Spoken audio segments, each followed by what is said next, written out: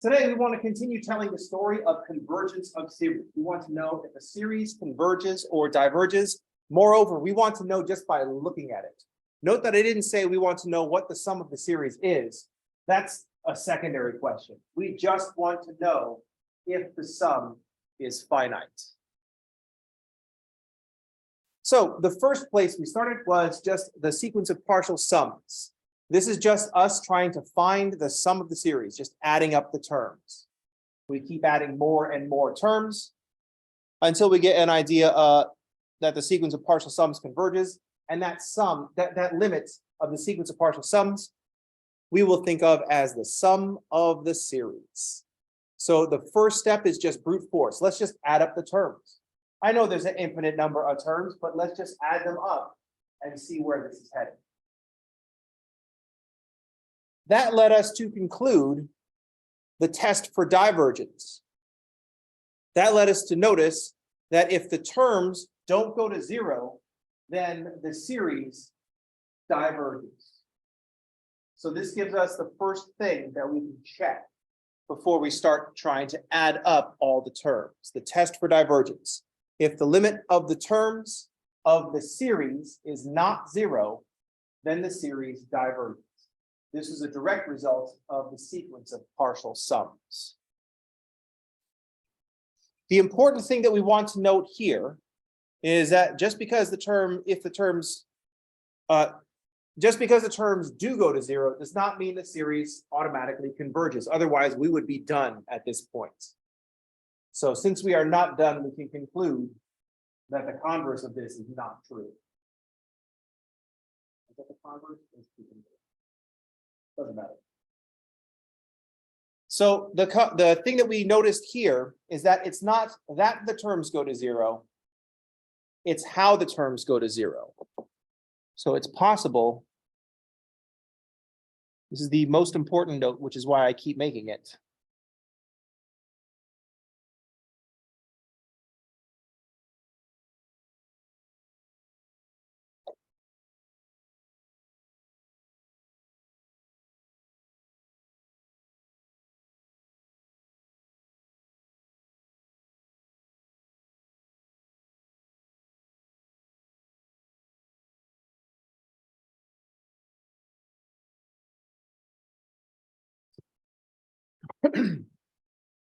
It's possible for the limit of the terms to equal zero, but the series still diverges.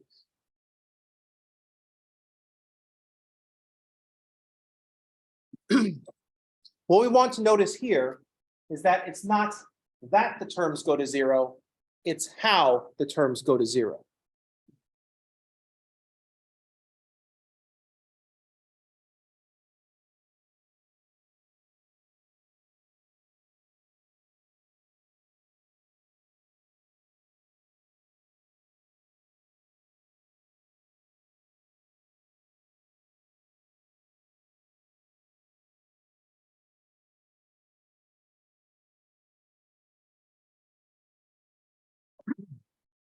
It's why am I shouting everything? I don't know why I'm shouting everything. It's not that the terms go to zero, it's how the terms go to zero.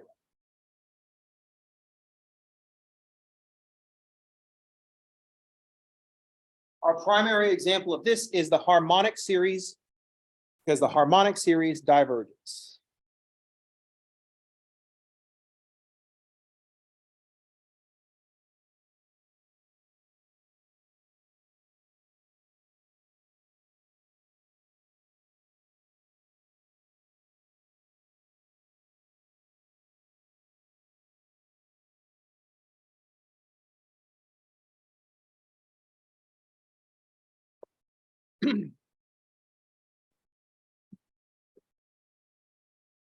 The harmonic series, the sum of all the 1 over n's, the sum of all the reciprocals of the integers diverges, even though the limit of the terms is equal to zero.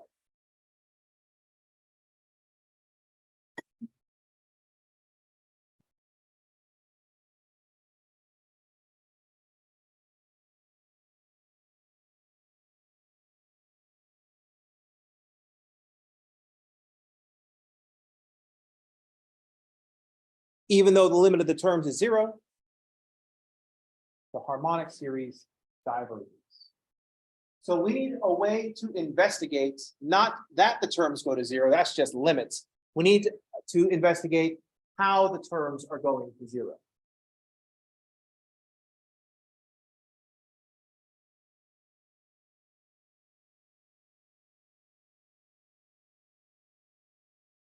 So this led us, since we're adding up, finding all these sums, since we're finding these sums, we're adding stuff up.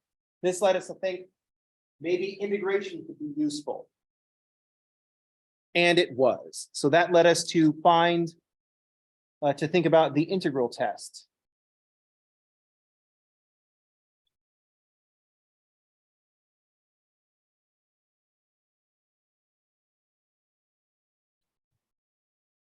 A series converges if its corresponding improper integral converges.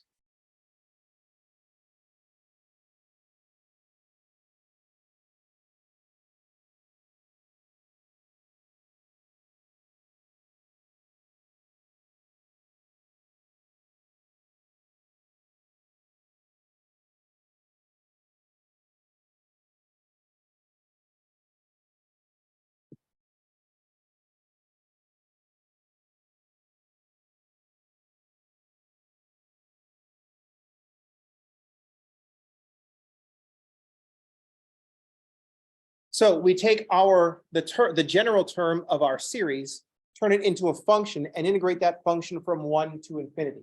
If the improper integral converges, then the series converges.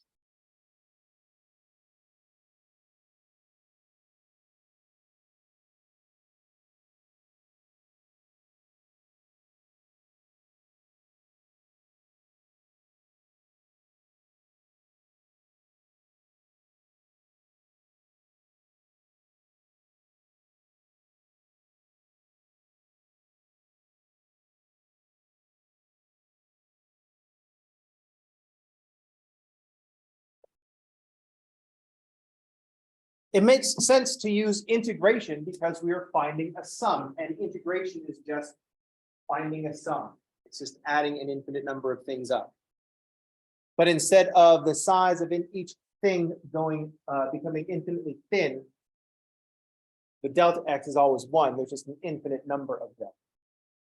So we end up with this improper integral when we integrate from 1 to infinity.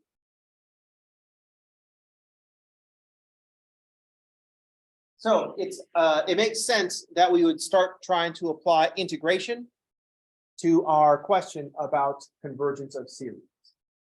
So this is great. We could just integrate to find out if something converges or diverges, or a series converges or diverges. This is terrible. We have to integrate to find out if something converges or diverges. We do not want to do this. But then we go back to the question was, is the sum finite? Not what's the sum, is the sum finite? We have wide latitude in deciding what the answer to this question is. It's like, well, is it finite or infinite? When the question comes up, what is the sum? We're like, oh, we'll leave that to the computer guys. We'll just let you know if there is some finite sum that you should bother looking for. So the integral test led us to the important conclusion of the integral test.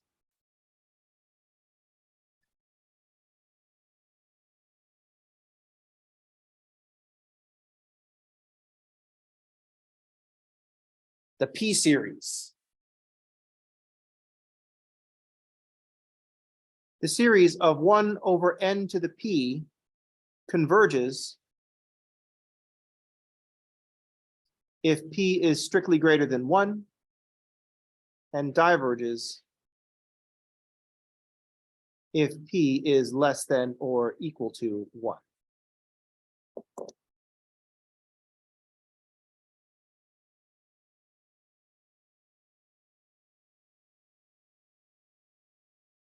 I like to think of this as corollary to the integral test. This is the useful thing that the integral test is going to give us.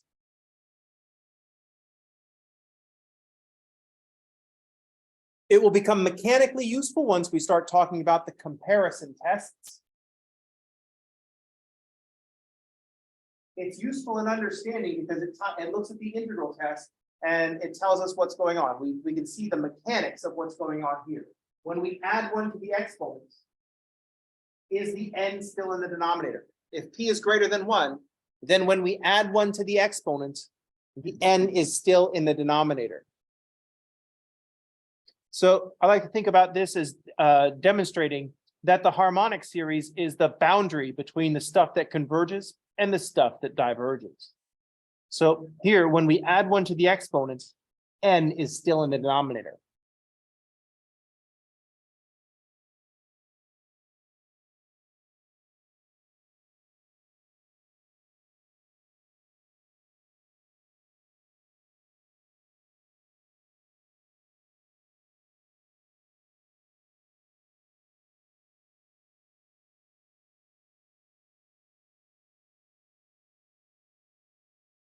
That's mechanically what's going on and why I consider this such an important conclusion of the integral test.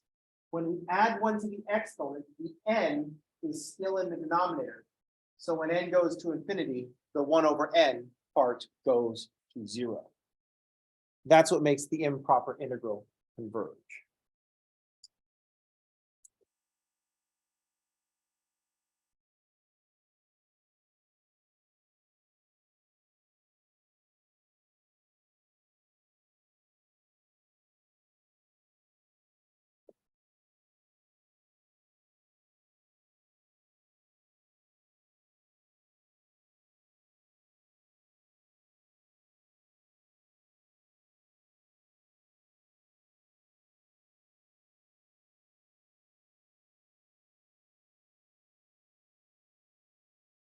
The other way to read this is that we notice that the harmonic series is like the border between the stuff that converges and the stuff that diverges. It's like the first thing that doesn't get to 0 fast enough.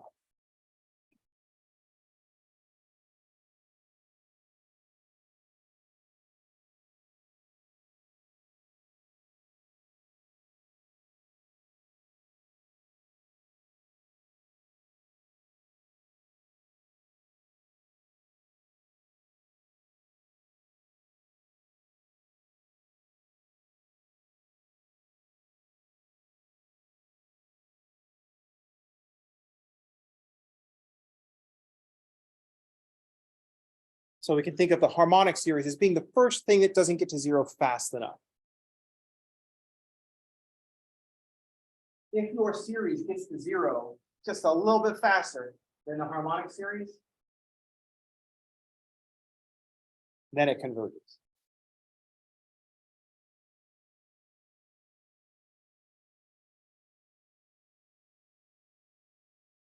Now, this is for getting an idea and thinking about things. This is not rigorous because I'm talking about, I use the words fast enough.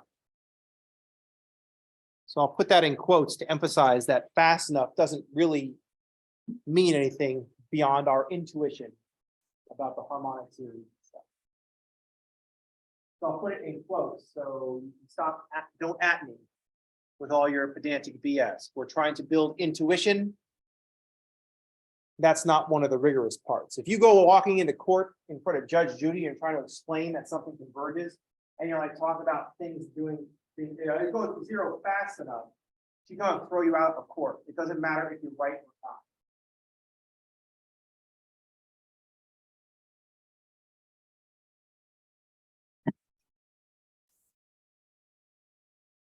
It doesn't matter if you're right, if your explanation is crap. So this is just to get a feel for how things are working. So because I can't have an A without a B, I did kind of jump the gun and we talked about a geometric series.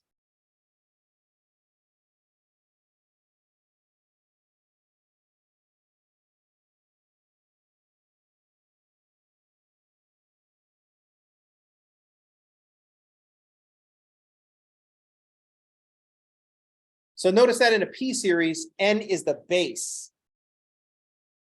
In a P series, n is the base. So this is going to be useful for looking at series that are like polynomials or rational or radical. In a geometric series, The n is the exponent. A and R are both constants. A is the coefficient, R is the common ratio. The series AR to the n converges if R is between 0 and 1.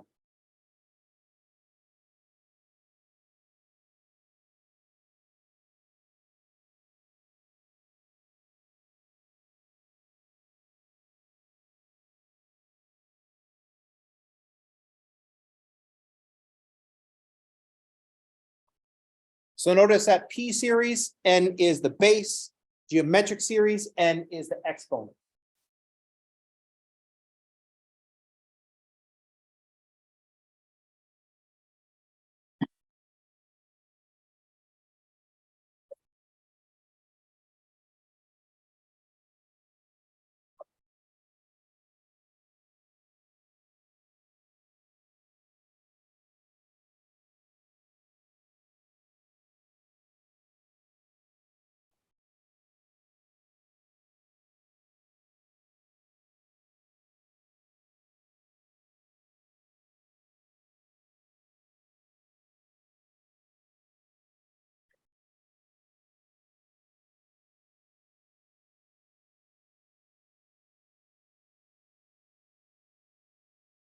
So in a geometric series, our decision is based on the base, which we refer to as the common ratio.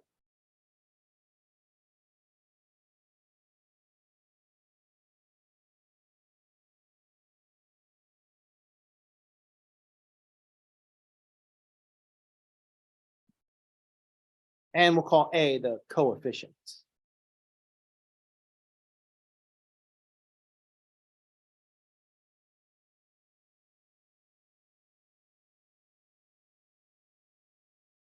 The only thing that matters as far as convergence goes is the common ratio.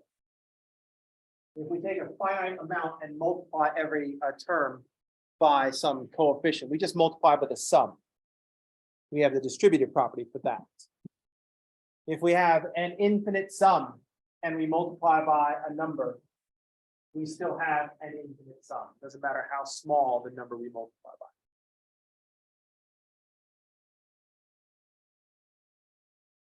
Coefficient is going to scale everything up and down. It's the common ratio when we make our decision.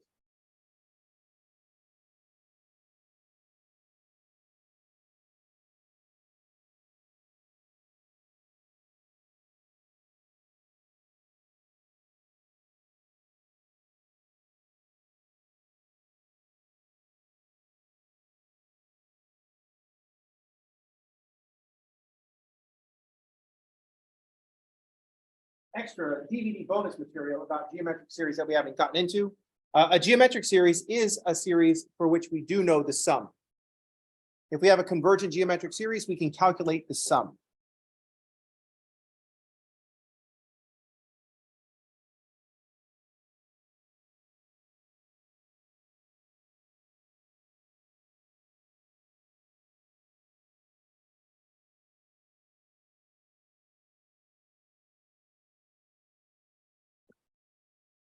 So right now, this is a fun fact, and you're just taking my word for it.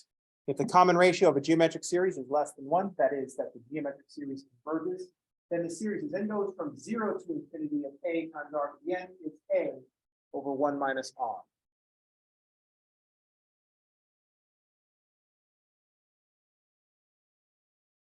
Notice that I had to include the sum as n goes from 0 to infinity, because that numerator is the first term, not the coefficient.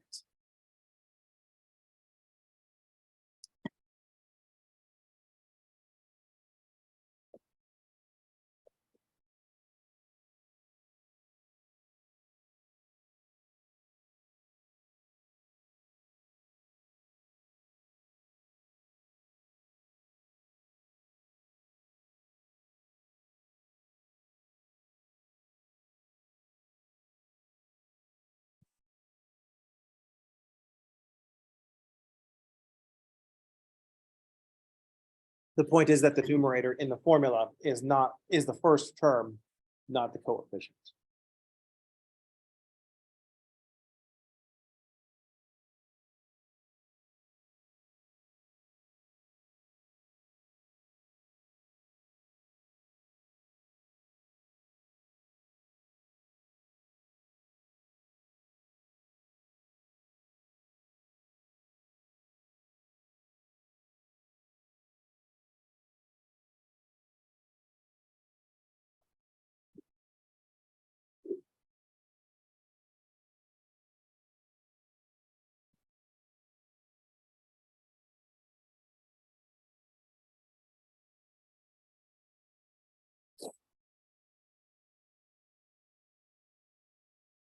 That's DVD bonus material for now, but for those of you that pick formula things up quick and remember them forever, might as well just tell you now. Geometric series is a convergent geometric series. We can find the sum. In general, it becomes a messy problem. We have to appeal to a computer to get a sum. But geometric series are nice. We can also integrate the geometric series, and that will with the integral test. And so that's why I put geometric series into this category and listed with the integral test. Remember, all this came from the fact that we want to know if the sum is finite. Let's just find the sum, sequence of partial sums. That led us to conclude the test for divergence. If the terms don't go to zero, then the series diverges. That led us to find, since the harmonic series we know diverges, and since we're adding things up, it made sense to integral, and that gave us the integral test. And then we saw that it's not that the terms go to zero, it's how the terms go to zero. So that's what we're investigating, how the terms go to zero. The integral test led us to these two important conclusions. A P series and converges if P is greater than 1. And a geometric series converges if the common ratio is less than 1 in absolute value. This seems like a lot to remember, but that's only because it's a lot to remember. You have to remember all of it.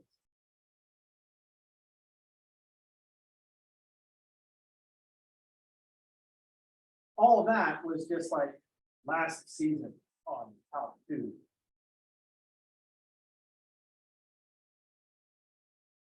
That's why the season premiere, or actually I guess the mid-season finale, previously on Calc 2.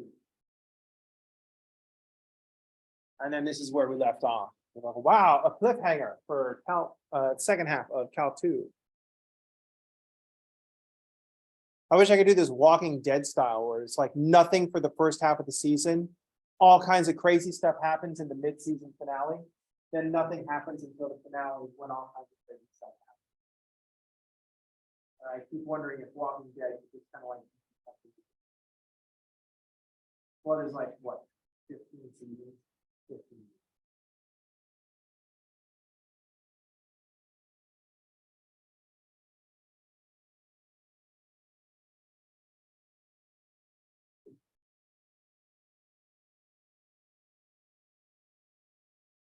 Actually, it's a little bit different than that. It's just like differently paced. And I've noticed that some games are differently paced as well. Like some games you like jump in if you want to do like something just really quick. You can kind of just like jump in and like start doing stuff. And it's okay. It has like a frenetic pace and you jump in, you shoot some guys, you accomplish some quests or something like that, and then you can log off. But then something like Red Dead Redemption or Red Dead Redemption 2, that game just does not play fast. You can't say like, oh, I've got 10 minutes. I'll just play a little bit of Red Dead Redemption 2. That's not how it works. It's going to take you 10 minutes just to get on your freaking horse. And just everything goes slow, which is good, which is, I think, why I like the game. I think that combined with the fact that my complete inability to aim properly with a controller or a mouse, it doesn't matter. If I have to aim manually, that's not a game I'm going to be successful at. Because like shit moves around too much. You know what I mean? This is like first-person shooters are not for me. Like if you ever play a first-person shooter and there's some dude like just standing there, that's me. I'm trying to aim at somebody because I can't move and aim at the same time. Also, if you see me in a game and I'm moving around, don't worry. The only way I'm going to shoot you if I'm pointing in your direction and you're extremely unlucky. If you keep moving, I will not hit you. It's funny because it's like the game understands how my eyes work, or actually how my eyes don't work in real life. Because there's just too many of you.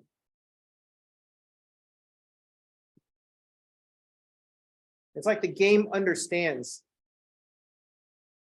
the mechanics of my eyeballs and says, I know your eyeballs don't work. And for extra realism, we're going to make sure that you can't hit targets that are far away. Come on, game. Aren't you going to let me do something cool? So I thought, nope. Played a ranger once in D&D. Had the archery fighting style, so +2.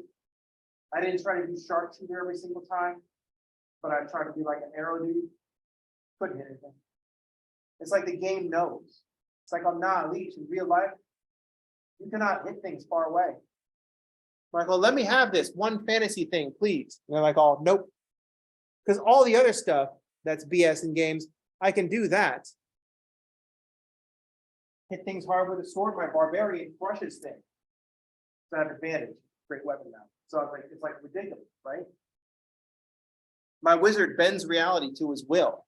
Those are not things that I can do in real life, but for some reason the game has decided that because I, in real life, Leech cannot shoot, Five of Rapscuttle cannot shoot. That's just, it's been decided. The gods of D&D have decided you are not a ranged dude. My wizard, by the way, couldn't shoot things with cantrips. I just gave up on that.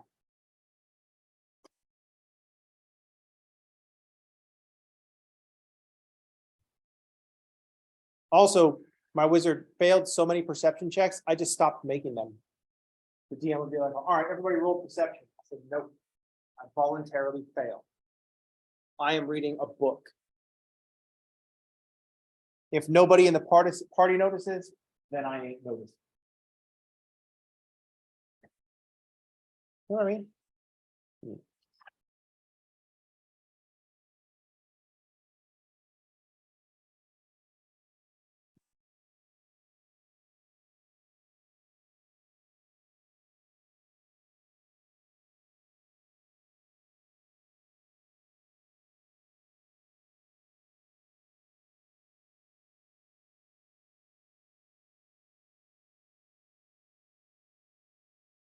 So finally, chapter 4, the comparison. This is the comparison tests.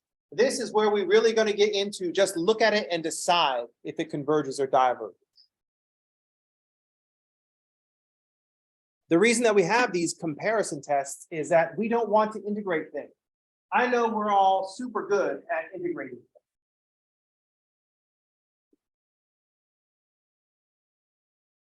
But we have the comparison tests so we don't have to integrate everything.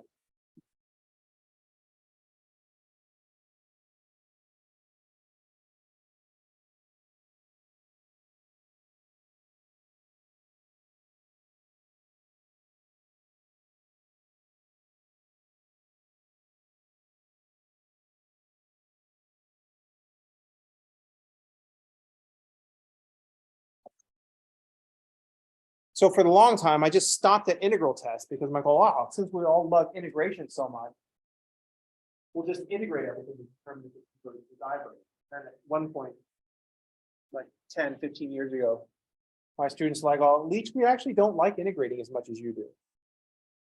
So I took a year off, how to deal with that. Well, how did they not love it? I came to terms with it and said, fine, we'll move on and not have to integrate everything.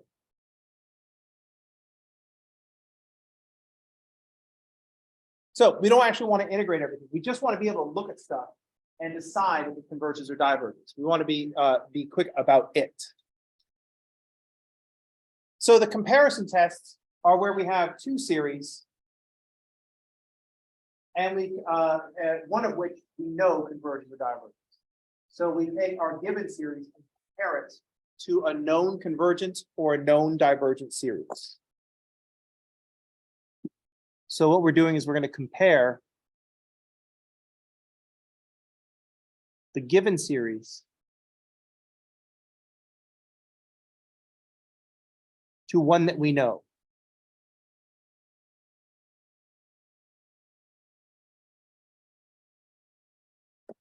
We're going to take our given series and we're going to compare it to one that we know. So we have to bring the appropriate series.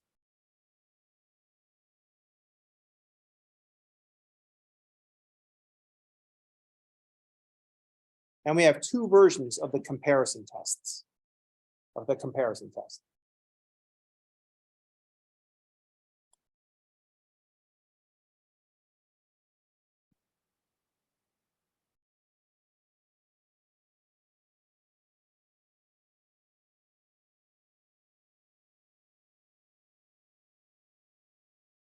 First, the comparison test. We have two series. Let AN and BN be series.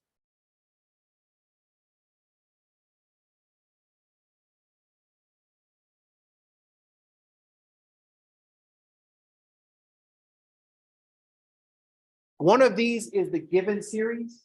One of them is a series that we bring to the table that we know converges or diverges. The known series is usually a P series or a geometric series, just something that we know converges. So that known series is usually a P series or a geometric series.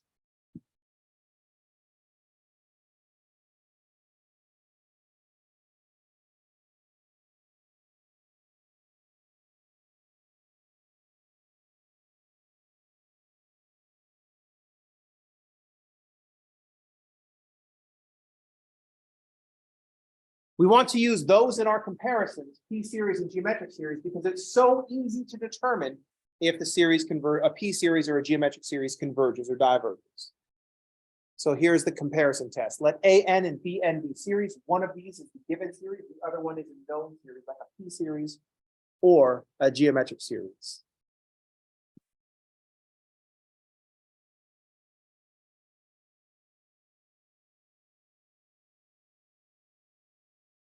Moreover, one of the series is the smaller series. The other series will be the bigger series.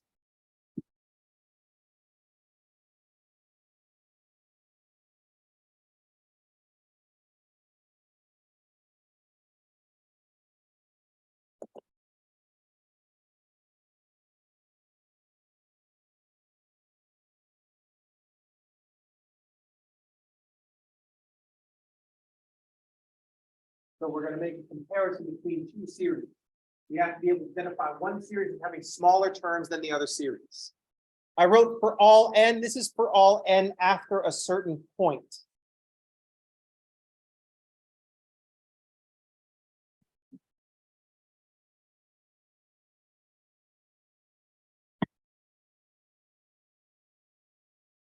If the larger series converges, then the smaller series converges.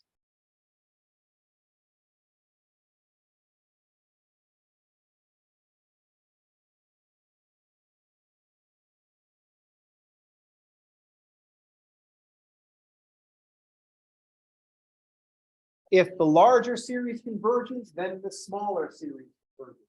If you take all the terms of a convergent series and make them smaller, you will have a convergent series. You can't subtract from all the terms and all of a sudden get an infinite sum. That's not how things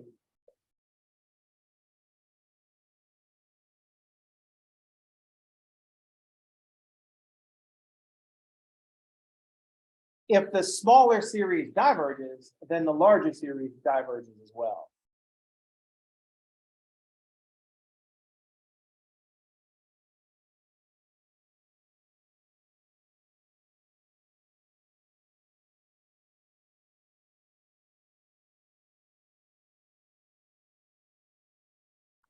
If the larger series converges, then the smaller series.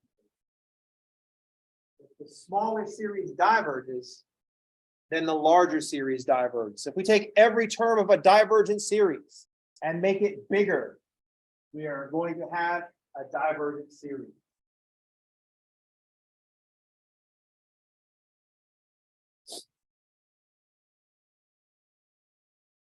So at this point, you should be looking at this test and thinking this is no test at all. This is just confirmation, because we have to know if the series converges and diverges, because that's how we choose. And if you're thinking that, you are absolutely correct. This test is not, let's find out if the series converges or diverges. This is, let's convince Judge Judy that the series converges or diverges. This is not a test to find something out. This is a test to show something that we already know. Because one of these series, we have to pick it. And so we have to pick one that we know converges or diverges. If we pick a convergent series, that means we already think that the given series converges. If we pick a divergent series, that means we already think that the series diverges. It's no use to pick the larger series that diverges, because that just means that the smaller series will have a sum that's less than infinity. That isn't useful. Saying more than infinity doesn't quite make sense, but it gets the point across. The smaller series diverges, so the larger series diverges as well. It's also not helpful to say the smaller series converges. If the smaller series converges, then the larger series has a sum that's greater than that. That could be some finite sum, or it could be an infinite sum. That's not helpful. So of the four possibilities, these are the two that are helpful. So note, you're not doing a comparison test to find anything out. If you're doing a comparison test, you already know.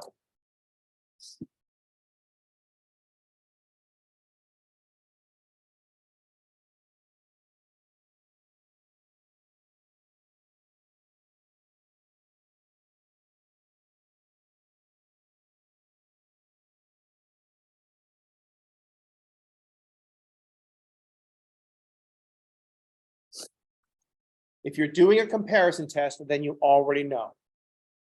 We'll talk about this with some examples. This is where we'll pick up tomorrow. So that's going to do it for today. Welcome back from spring break. Everybody have a good day. And thanks for playing.